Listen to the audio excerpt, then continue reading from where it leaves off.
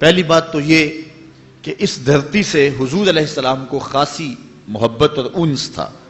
ایک روایت جس کو امام حاکم نے اپنی مستدرک میں روایت کیا ہے کہ آقا کریم علیہ الصلوۃ والسلام کو اس دھرتی سے، اس جگہ سے جو پیار کی کہانی ہے، اس کو حضرت اقبال نے ایک جگہ بیان کیا کہ میرے عرب کو آئی ٹھنڈی ہوا جہاں سے، میرا وطن وہی ہے، میرا وطن وہی ہے۔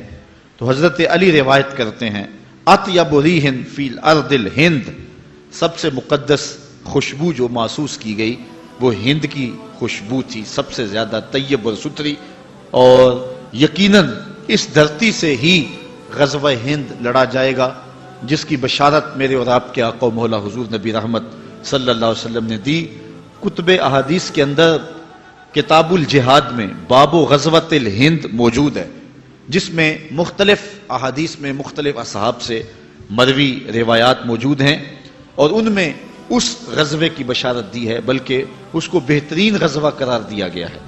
حضرت ابو ہریرہ رضی اللہ تعالیٰ عنہ فرماتے ہیں وعدنا رسول اللہ صلی اللہ علیہ وسلم غزوۃ الہند، حضور علیہ السلام نے ہم سے غزوہ ہند کا وعدہ فرمایا ہے۔ اور اب حضرت ابو ہریرہ کے اپنے لفظ سنیے، فَإِنْ أَدْرَكْتُهَا أُنْفِقُ فِيهَا نَفْسِي وَمَالِي، کہا اگر میں اس غزوے کو پالوں تو میں اپنا سارا مال اور جان قربان کر دوں، اور اگر وَإِنْ قُتِلْتُ كُنْتُ أَفْضَلَ الشُّهَدَاء، اور اگر میں شہید کر دیا جاؤں تو پھر میں افضل الشہداء کہنا ہوں۔ یہ حضرت ابو ہریرہ رضی اللہ تعالیٰ عنہ کی آرزو ہے۔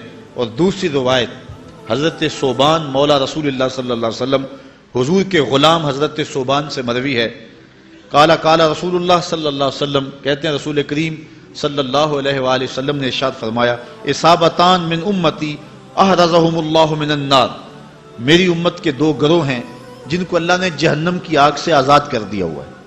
وہ دو گروہ کون کون سے ہیں؟ اصابت تغزو الہند و اصابت تکون مع عیسی ابن مریم، کہا ایک وہ گروہ جو ہند میں غزوے میں شامل ہوگا، اور دوسرا وہ گروہ کے جو حضرت عیسیٰ علیہ السلام کے ساتھ دجال کے مقابلے میں لڑے گا۔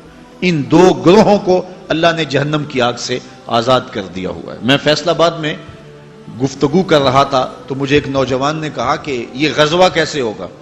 غزوہ تو ہوتا جس میں حضور شریک ہو، تو جس میں حضور شریک نہیں ہوتے تھے تو ان جنگوں کو سریہ کہا جاتا تھا، تو یہ غزوہ کیسا ہوگا جبکہ قرب قیامت میں ہوگا؟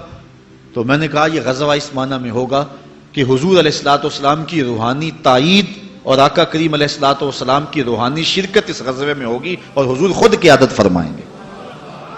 اور آقا کریم علیہ الصلوۃ والسلام نے اس وطن کے ساتھ اپنی محبتوں کو، اپنے پیار کو کئی مواقع پہ ظاہر فرمایا ہے۔ جن دنوں کے اندر 65 کی جنگ لڑی گئی ہے، کچھ لوگ جو مدینہ المنورہ میں حضور کے روضے کے آس پاس جھاڑو دیتے ہیں، انہوں نے باقاعدہ خواب دیکھے جو بعد میں بیان کیے اور پاکستان کے مختلف جرائد اور اخبارات میں چھپے کہ 5 لوگ مواجہ شریف سے روضہ انور سے نکل رہے ہیں اور جنگی لباس پہنا ہوا ہے۔ تو عرض کی گئی، انہوں نے کہا کہ حضور آپ اس وقت ہنگامی حالات میں کہاں جا رہے ہیں؟ تو ارشاد فرمایا کہ پاکستان پر انڈیا نے حملہ کر دیا، میں مدد کے لیے جا رہا ہوں۔ اور پھر یہ بات پاکستان کی عسکری تاریخ کا عجوبہ ہے کہ صرف 30 سیکنڈ کے اندر، آدھے منٹ کے اندر 65 میں ہم نے انڈیا کے 3 جہاز گرائے تھے۔ صرف 30 سیکنڈ کے اندر 3 جہاز مار گرائے تھے۔ کیا یہ ہماری توپوں کا کمال تھا یا محمد عربی کی نگاہوں کا کمال تھا؟